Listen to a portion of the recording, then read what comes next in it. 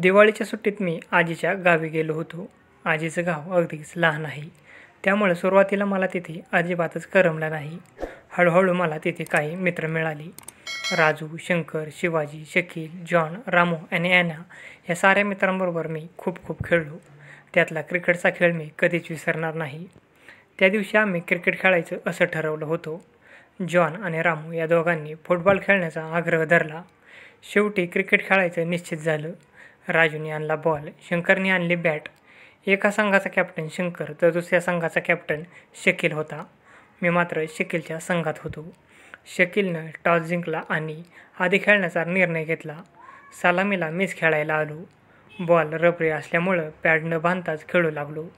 खूप धावा करण्याच्या निश्चयानं खेळत होतो, पण एकही धावा न काढताच मी बाद झालो. शिवाजी आणि शकीलनं खेळ चांगला केला. 20 षटकात आमच्या एकूण 111 धावा झाल्या. प्रतिस्पर्धी संघातील शंकर आणि राजू दोघंही जिंकण्याच्या इच्छेनं भराभर धावा जमवू लागले. मी अचूक यष्टीवर चेंडू फेकला, त्यामुळे दोघंही एकापाठोपाठ एक बाद झाले. खेळात खूपच रंगत आली. शंकरच्या संघाला जिंकण्यासाठी 2 धावा हव्या होता. शेवटच्या षटकातील एकच चेंडू शिल्लक राहिला होता. रामू गोलंदाजी करत होता. जॉनची फलंदाजी होती.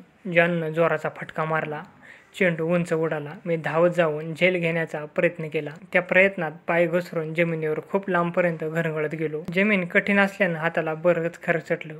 खूप रक्त वाहू लागलं. तेव्हा सगळ्यांची धावपळ उडाली. गावामध्ये हॉस्पिटल नव्हतं, डॉक्टरसुद्धा नव्हते. तालुक्याला जावं तर ॲम्ब्युलन्स नव्हते. शेवटी शहाजी पाटलांच्या ट्रॅक्टरमधून मला तालुक्याच्या हॉस्पिटलमध्ये नेण्यात आलं. 8 दिवस माझा हात गळ्यामध्ये होता. घरी आल्यावर माझ्या सर्व मित्रांनी माझं अभिनंदन केलं.